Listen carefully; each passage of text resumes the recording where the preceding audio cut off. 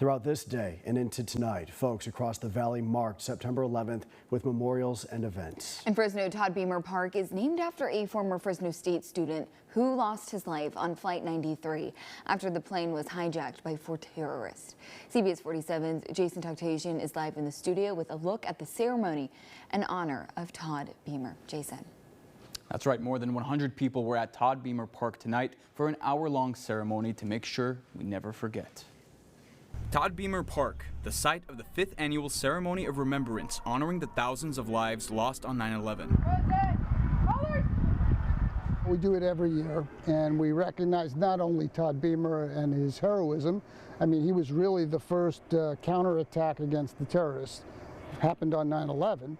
But it's also a remembrance, obviously, of the nearly 3,000 people that died, all of the first responders. The park was named after former Fresno State student and baseball player Todd Beamer, who, among other passengers on Flight 93, took control of their plane from hijackers. We are so fortunate that we have a park named after one of the biggest heroes of 9/11 in our backyard. So our mission is to really inform the community, bring the community together, but educate the younger generation that was not yet born about the significance of 9/11. This is the 5th year that Teens That Care are hosting its 9/11 event. Local high school students got involved in the program, including Alec Krikorian, who wrote his own poem about the attack, titled Ashes of Clay.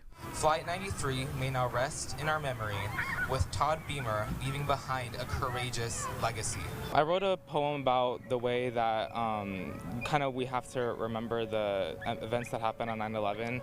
I talk about a little bit about the downsides, but also the path we have forging forward, because I think it's really important for our generation to also reflect on the past and learn from it. Chief Master Sergeant Leslie Sundstrom was a keynote speaker. She served in the 144th Fighter Wing for decades and recalls this day 23 years ago. I was driving up Guard Road and I was listening to the news, and I heard that the first tower had been hit, and then when I got dressed in my uniform and showed up in my shop, we just stood on and watched the second tower get hit live on TV, and we just did what we trained to do and did our job and loaded airplanes to get ready to go. The Fresno County Sheriff's Office was also involved in the program, performing a helicopter flyover.